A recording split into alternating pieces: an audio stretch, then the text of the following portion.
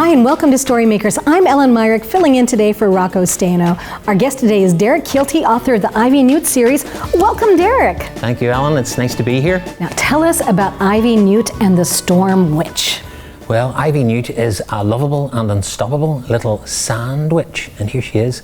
But she's not a sandwich like what I had for lunch today. She's actually a sandwich because she lives by the seashore, and it's her birthday, and Mum and Dad, who are the king and queen of the sandwiches, have prepared her a special birthday surprise. It's a special magic act where they disappear, but instead of just pretending to disappear, they've actually really disappeared. No. So Ivy and her shape-shifting familiar Tom must unravel this mystery to figure out where they've gone. Tom is a shapeshifter?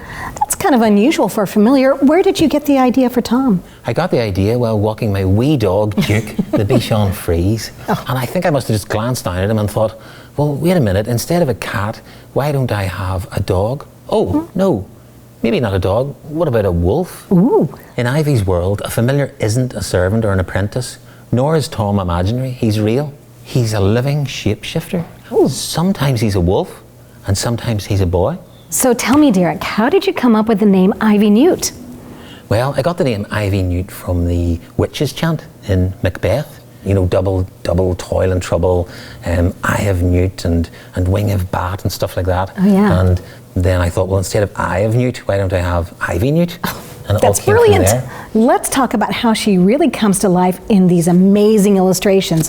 What did you think when you first saw them? I think Magda does a really great job of bringing both the character of Ivy to life and all the other characters and, you know, strange creatures in Miracula. I thought they looked just right and I was so pleased. So now that we know a little bit of Ivy's backstory, let's have a story time. We all love a good story time, right?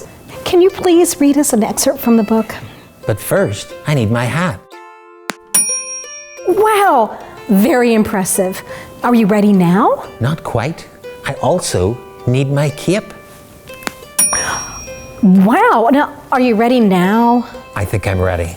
Chapter 1, A Birthday Witch.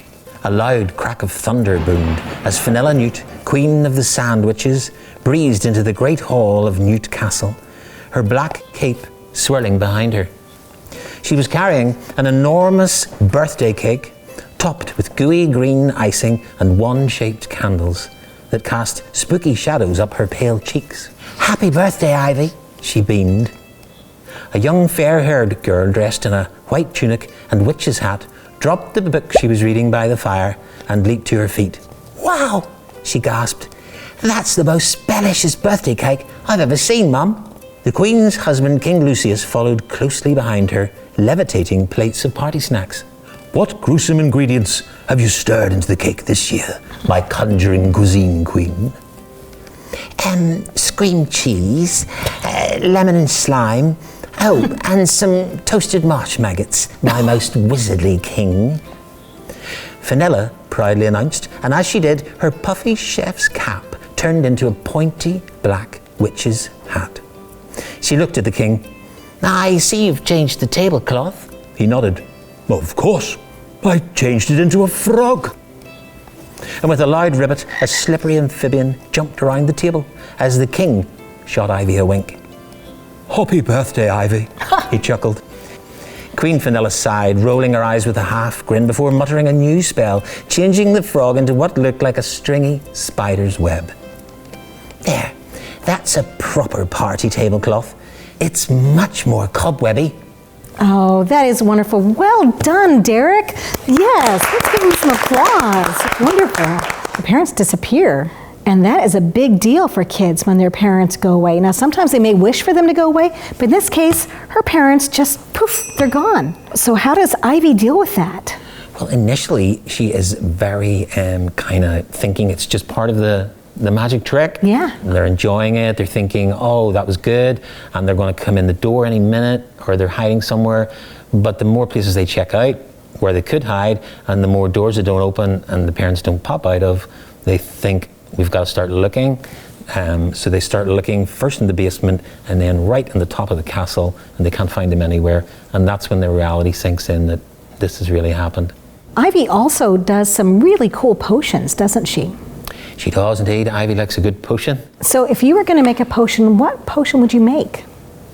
Oh, I think I'd make a concoction of bat flakes, perhaps, and maybe some spider toad soup. It could transform me into like a shadowy toad-like creature that is able to spread its wings and maybe fly through the night. That's amazing. Yeah. Because I was thinking, what would I do? And I was thinking, oh, fairy lights and pomegranate seeds, and it'd spread kindness around the world. Clearly, I am not dark enough. You know, Ellen, I think you'd make a great witch. Oh, thank you, Derek. That may be the nicest thing anybody has ever said to me. Now, I have a question for our viewers. If you could make a potion, what would it be and what would it do? Now, tell us in the comments section below, because we want to read these. Thank you so much for being our guest today, Derek. Thank you for having me on the show, Ellen. I think I need a hat like yours. I think I can help with that. Well, thank you so much. Wow. I think you look great. Thank you. Thank you so much. But I think you should have a cape too.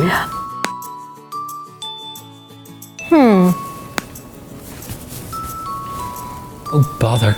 Do you know what? I'll take you shopping for one instead. Oh, I love a shopping trip. Yes, let's do that. Let's do it. Thank you so much for watching.